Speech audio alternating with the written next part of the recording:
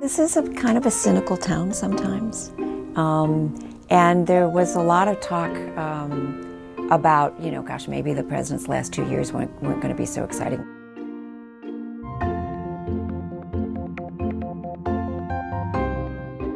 I think we've put the lie to that notion. And the notion that cynicism is the right way to operate, I think, has been blown out of the water by the events, really, of the last several months, particularly this summer. That's why we do what we do. I had been working on health reform my entire adult career. So I was sitting there staring at the blog, staring at my computer, staring at my email when the news came through. You could feel the whole building holding its breath because we weren't expecting it that day. And I'm reading it and I'm not believing it. So when you think about what happened on that decision day, no longer was it about partisan fighting. Now it was just simply about how do we make sure on a daily basis people have access to coverage, they can afford coverage, that coverage is high quality, and it indeed is no longer a law, but integrated into the fabric of America. We finally declared that in America, health care is not a privilege for a few, but a right for all. So this was a good day for America. Friday morning, we were all gathered in Dennis McDonough's office for our morning senior staff meeting. And so much had happened.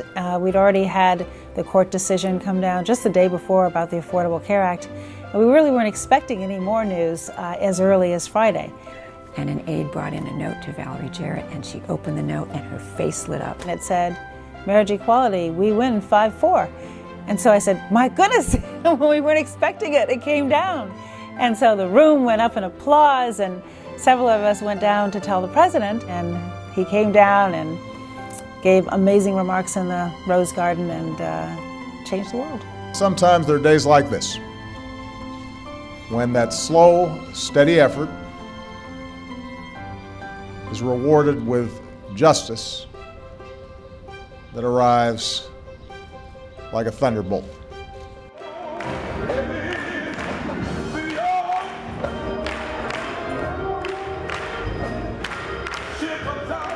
Well, there was obviously grief and yet a celebration.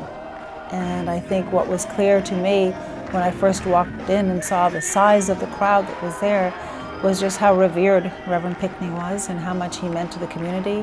You could just feel the connection between the president and the audience, and the crescendo was when they responded so quickly to his first few words from Amazing Grace. Amazing Grace.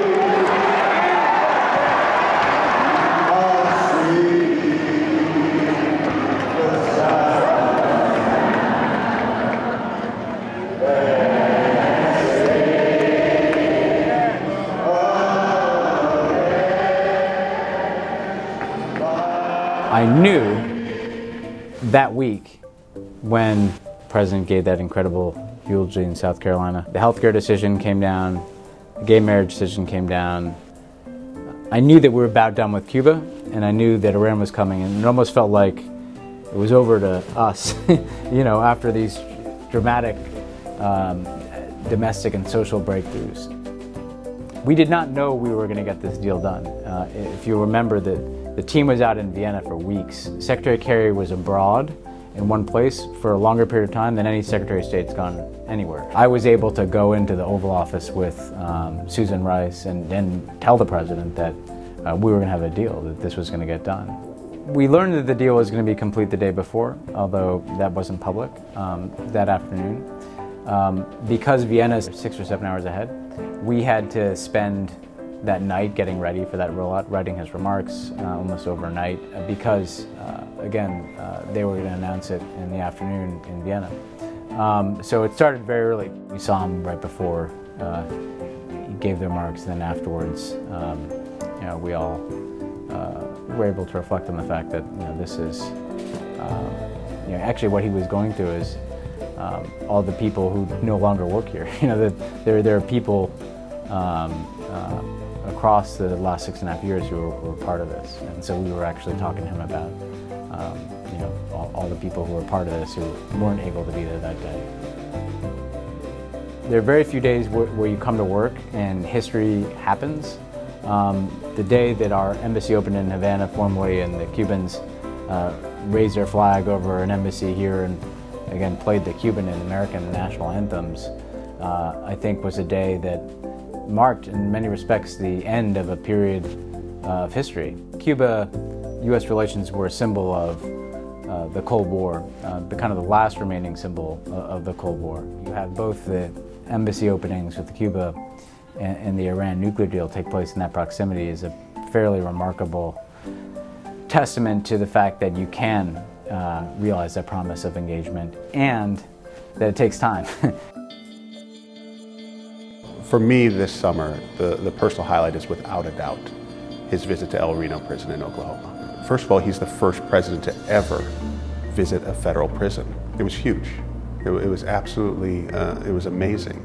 We've seen this problem with mass incarceration around the country, and we have about 2.2 million people who are incarcerated. But we have to understand that our jails should be places where we actually make people better, where we go back to the idea of rehabilitation.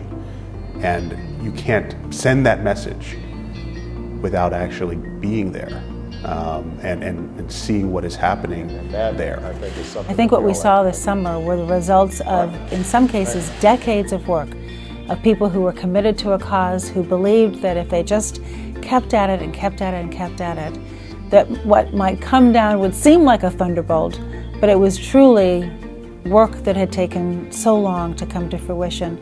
And so it was very validating to the President's whole philosophy about grassroots efforts and hopefully encouraging people to continue to fight vigilantly to make our country that more perfect union.